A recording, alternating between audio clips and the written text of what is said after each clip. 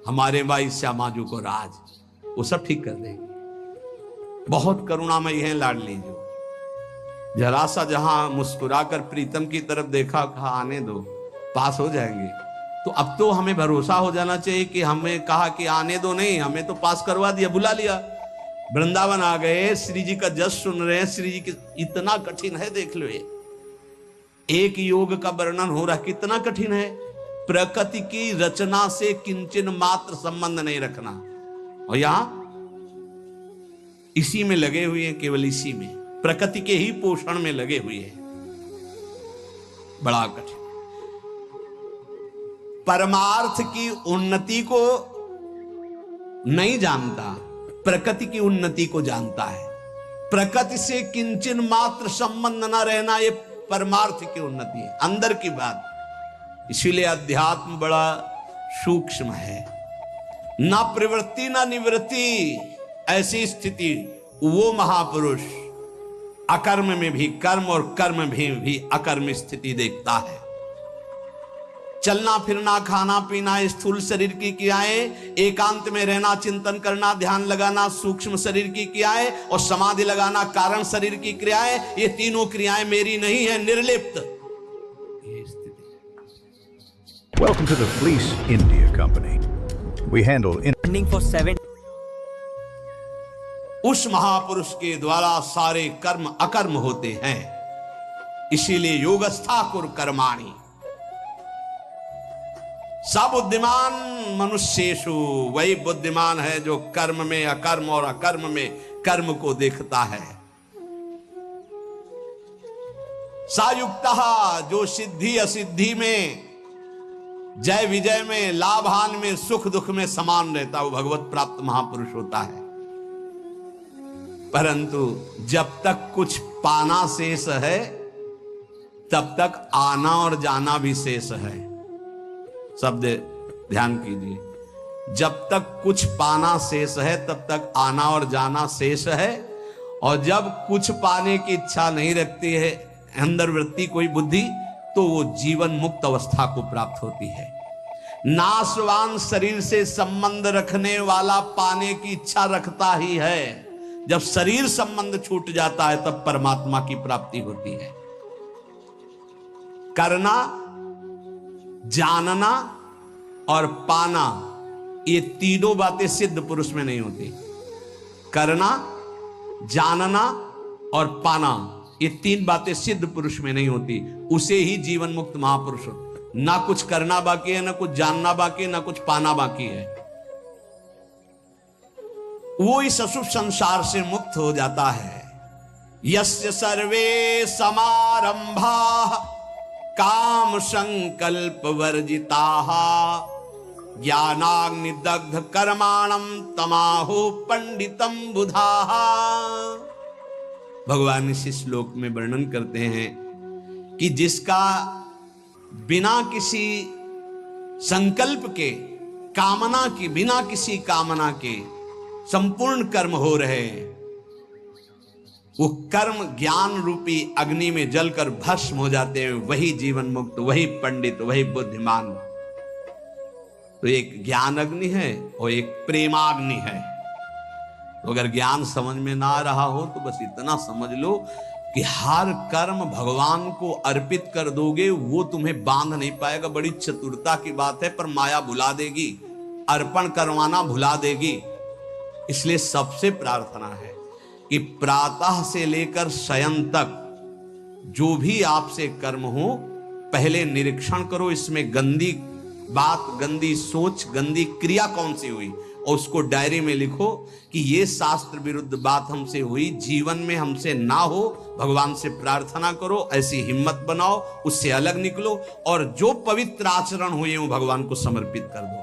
धीरे धीरे आपके अपवित्र भाव नष्ट हो जाएंगे, फिर पवित्र भाव श्री भगवान में स्थित हो जाएगा और जीवन मुक्त हो जाएगा। ये बहुत सरल उपाय है और शास्त्र सम्मत है। हर कर्म भगवान को समर्पित कर। एक स्थिति आती है, जब स्वयं समर्पित हो जाता है तो कर्म समर्पण पूर्ण हो जाता है। फिर वहां नहीं होता श्री कृष्णार्पणम मस्तु, राधा वल्लभ अर्पणम मस्तु, ये सब खत्म हो जाता है। पर प्रारंभ में सिद्ध बनने की चेष्टा ना करें। अगर भूल हो जाए तो हम कह रहे हैं प्रातः से लेकर रात्रि को जब शयन करो तब पूरा का पूरा जोड़ करके, हे प्रभु सुबह से उठे से शाम तक अभी तक ये सब हुआ आपके चरणों में अर्पित है नाथ, आप मुझे बंधन मुक्त करके अपने चरणों का प्रेम प्रदान करो, अपने चरणों का आश्रय प्रदान करो। ऐसा करने से ये जो बड़ा सुंदर विवेचन है, पर ये समझ पाना बड़ा कठिन है, तो भगवान को समर्पित कर दो, वो सब समझते हैं, वो कर्म बंधन मुक्त कर देंगे। शेष चर्चा आगे। श्री राधा वल्लभ लाल।